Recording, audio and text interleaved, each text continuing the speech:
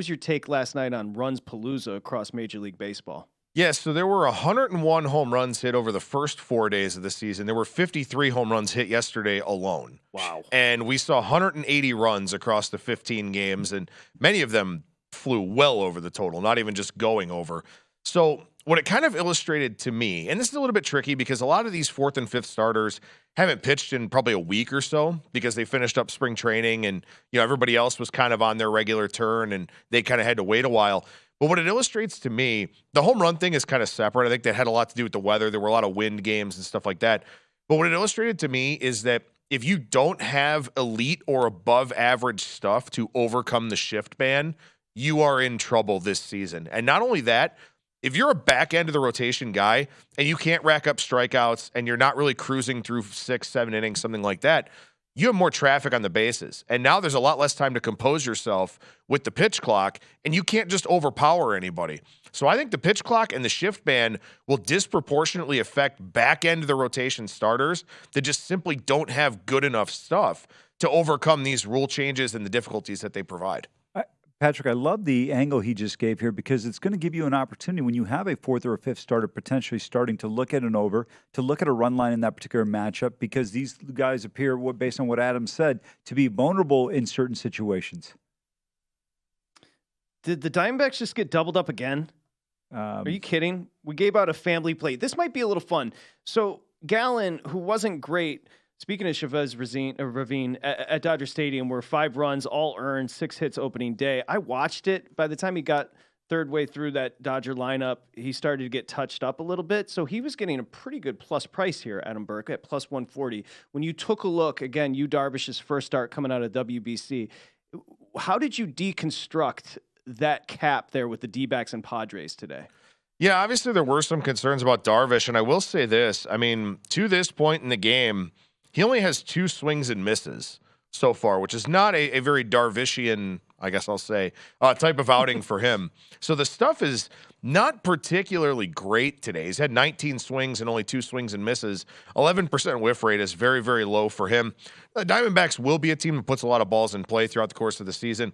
I thought about Arizona in this game. I looked at it. I thought about Arizona first 5, but you were already kind of paying a premium because Gallen is so good. It was well off of the full game number. But the Diamondbacks, their bullpen, they've used their 2 primary relievers 3 of the last 4 days. So I couldn't take them from a full game standpoint, and I didn't really want to pay the penalty for the first 5 because Gallen is a guy that has so much market respect. And Nelly Cruz just hit a solo bomb. It's 2-0 bottom of the 4th. Real quick, could you let people know where you found that Yu Darvish statistic on swing and miss in the game? Because I think that would be a great way to potentially bet in-game. Yeah, so baseballsavant.com, which is the home of StatCast data, they have a game feed tab, and you can watch, kind of the live box score as it updates in terms of swings and misses, exit velocity in the game, how many hard hit balls the pitcher's given up, stuff like that. And a lot of times I'll use the Baseball Savant data after the game as opposed to a live betting thing. But I'll look after the game for things like velocity changes or spin rate changes because it may indicate a pitcher is hurt, and that may be a guy that I want to go against in his next start. So I think it's really valuable information at baseballsavant.com. We were talking hard hit rate last week. We were talking exit velocity, a couple of the metrics you look to. I texted Dustin this morning. I want to do more of this, teaching, deconstructing, application, and let's go to FIP and XFIP. Okay, so fielding independent pitching. So really, just to simplify it, Adam, how many runs a pitcher gives up that were his fault? Many say FIP is more accurate. It's a more accurate indicator of a pitcher's ERA. Where would you go with the FIP conversation in that metric?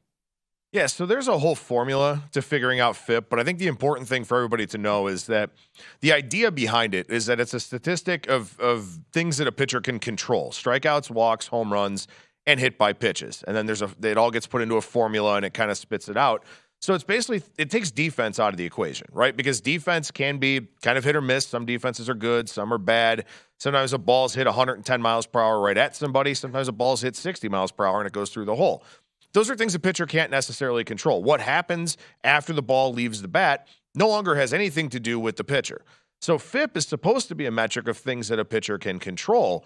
And for the longest time, It was a really important statistic with looking at pitchers, specifically with regards to line moves. If you had a pitcher with a higher ERA and a lower FIP, money would usually come in on that starting pitcher with the expectation of positive regression. On the flip side, a lower ERA and a higher FIP, they would expect negative regression, that he'd give up some runs, his ERA would move closer to his FIP, so they'd bet against that guy. So that's kind of what FIP is. It's supposed to take the defense out of the equation and kind of look more at a pitcher's true talent level. So that's kind of what that stat is for. And then xFIP, which you also referenced, is like FIP, but it assumes a league average home run rate, which some guys have, some guys don't. Some guys get very unlucky with home runs. Some guys are very good at preventing them. But xFIP assumes a league average. It stands for expected FIP. It assumes a league average home run rate and then what a pitcher's numbers would be as a result. Great question, Patrick, and I think it's really crucial when you're looking at it from a betting standpoint. I know a lot of people at least take it into consideration. Quick update from Petco. On a double steal, the Padres, actually, it was a runner going from first to second. They get the stolen base. The hitter gets walked, and I didn't know who was on third. They scored. So 3-0 right now, Padres. Runners at the corner and one out in the top of the fourth. Okay. So as far as application with FIP, Adam, you mentioned, for example, hard hit rate and exit velocity last week. So just for fun, I looked up Yu Darvish. He was, in 2022, he's middle of the pack. Wasn't great, right? So that's a good tip as far as helping you with pitching and handicapping pitchers. Will you use FIP? Will you use xFIP in your handicapping? So I used to use it a lot more than I do now because up until StatCast data came out, we just kind of said, okay, well, you know what? There's really nothing a pitcher can do after a ball gets put into play. It either gets fielded or it doesn't. The defense, that's why you start seeing shifts and all those kinds of things, a lot of advanced scouting reports. But the more I started really thinking about it, look, you're going to give your defense a better chance if you don't give up a lot of hard contact. If you're able to avoid the 100-mile-per-hour plus batted balls, give guys more time to get to the field, get to the ball and field it, then that's something that should help you from an ERA standpoint. So as StatCast data became available in 2015, and as I incorporated it more into my handicapping, I actually stopped using FIP to the same degree that I did. I consider it, I think about it, but for me, it's kind of more about looking at guys that just limit hard contact because FIP isn't really going to show you that. And look, the softer the contact, the better chance your defense has to field it, the less chance of it being a double, a triple, or a home run.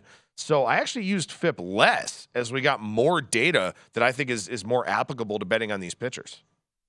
Patrick, I love that point, especially when he talks about contact, because Adam just really laid it out beautifully. You're going to be less likely to give up a double, triple, or a homer. And these are the things you're trying to avoid if you're betting on a team or a pitcher to be successful. And those, we talked about Gallen giving up the base hit earlier in the game, and it was because the ball was hit so hard. Yeah, let's talk about some of the early season surprises. So obviously, like, for example, St. Louis, Atlanta, we knew those offenses were going to be awesome. They've proven to be just that. Are there, as you take a look around Major League Baseball, regardless of league, are there a couple storylines so far that stand out to you, Adam, that you wanted to point out? I mean, I think what Texas did to Aaron Nola and Zach Wheeler in the first couple games of this season was really, really impressive. Yeah. I mean, you look at Texas, ironically enough, the only game they lost was the one started by Jacob deGrom. So, or actually, no, they actually did come back and win that game, but he didn't pitch well in that game. The only game they lost was 2-0 to the Orioles last night. Yeah, it is what it is. You're going to have some of those games where the offense just doesn't show up. But what they did in that series to the Phillies was really impressive because Nola and Wheeler are two great starting pitchers. I really like the bullpen on paper for the Phillies this year. They haven't performed up to their capabilities. And there's been a lot of talk about the Phillies and kind of how disappointing they've been if there's a World Series hangover, stuff like that. Look, they're missing two key parts of the lineup. They got some bad starts from their aces. That happens. They haven't had a whole lot of leads to protect. So, look, if this was June and a team lost 4 in a row, nobody would say a word. But it's the first week of the season. So a team loses 4 in a row and, oh, my God, the sky's falling. So I try not to read too much into a lot of these things. But I will say one interesting trend across the league that I wrote about over at VSiN.com today is that the average launch angle is down.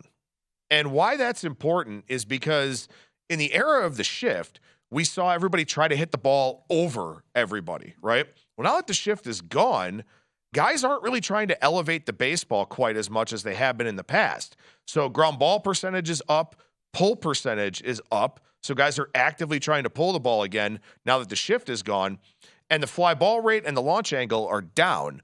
So we're getting more base runners, but we probably won't see as many home runs, at least not right away. And also you factor the weather into that too. So we've seen a philosophical shift from hitters early on in the season to pull the ball and not worry about hitting it in the air, which I think is really, really fascinating, especially because, we had a big offensive explosion on Monday. So those are things I'm kind of looking at, trying to analyze this data. It's not statistically significant yet, but every passing day gives me more and more information to use. It's great insight in terms of when you're looking at. Yeah, absolutely. Patrick, sorry, go ahead. I didn't know if you had a follow-up. No, please. I'm writing these notes down with the average launch angle being down. With the shift being eliminated, I just thought, Amal, that was fascinating. Yeah, I would agree with you. When you look right now early on, what are some things that maybe people could look towards from a betting angle or standpoint? Because I thought you made a great point in terms of, the Mariners right now off to a 1-3, 1-4 start. Last year they got off to a slow start. I love the point you made. If this were June or August, nobody cares if you lose 3 out of 4 games or 4 out of 5 games. Right. I mean, and, you think about those games against Cleveland. I mean, they got blown out in one of them, but there were some back and forth games, game that went to extra innings, stuff like that. Things are going to happen. Teams are going to be somewhere around 500, a few games plus or minus in one-run games, and it's going to happen. One thing I would look at very early on in the season here is performance with runners in scoring position. So I mentioned Texas, for example, big offensive explosion for them. They're hitting .433 with men in scoring position. That is not going to continue. There is no way in hell that continues for the Texas Rangers, for any team that's hitting really high. So sometimes those teams get overvalued a little bit because it's like, their offense is so great. Well, the timing of the hits that they're getting is really great. So for example, a team like the Washington Nationals, I mean, they're pathetic. We already established that. They're batting .087 with men in scoring position. Like, they're not as bad as they've shown so far offensively. Padres right here came into this game batting .162 with men in scoring position. So I look at that early on in the year because a lot of times just the timing of your hits will determine whether or not you win a game. And if you're a big outlier, either on the high side or on the low side, regression to the mean is coming. And I will try to play on or against that, as we get deeper into the month of April. Go to VSiN.com/subscribe to become a VSiN Pro subscriber today.